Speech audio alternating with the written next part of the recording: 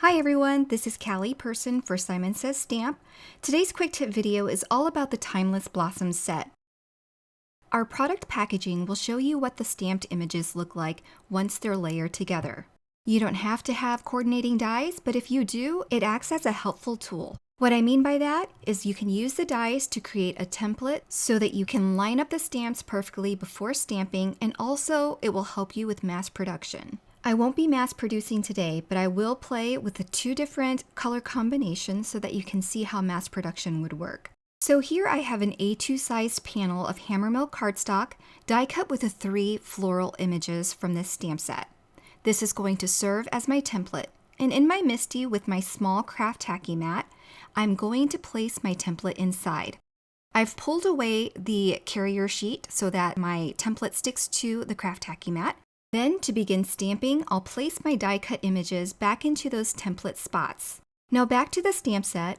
There are markings on the stamp set to help guide you with which layers to stamp with first. The bottoms of the stamps for Group A are also indicated with an arrow to assist you with the direction of its placement.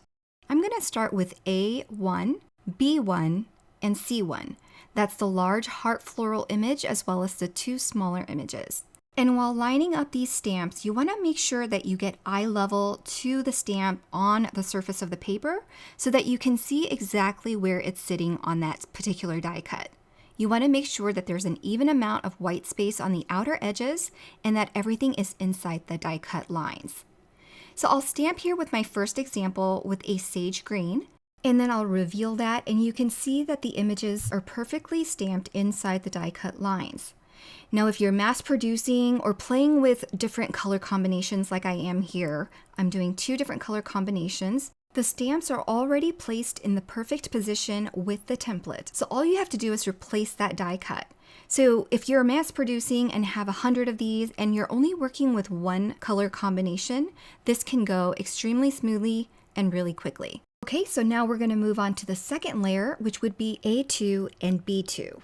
There is a C2, but I'm going to stamp that with my 3rd layer so that it can be the same color as the 3rd layer with the single rosebuds. And again, because I'm working with 2 different color combinations, I'll take those out after stamping this layer and replace them with the first die cuts that I had placed in there with the initial color combination.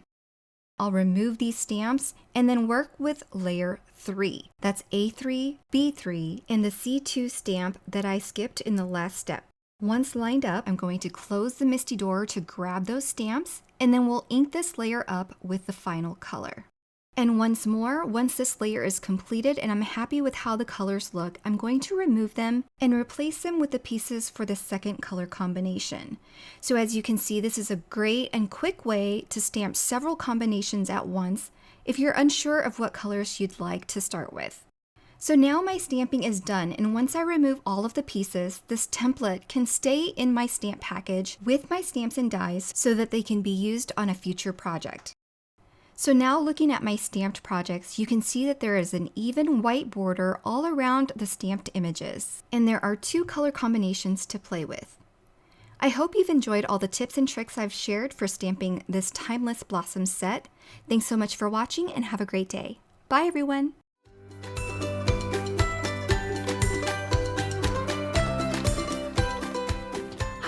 I'm Heidi, Simon's mama and founder at simonsaysstamp.com.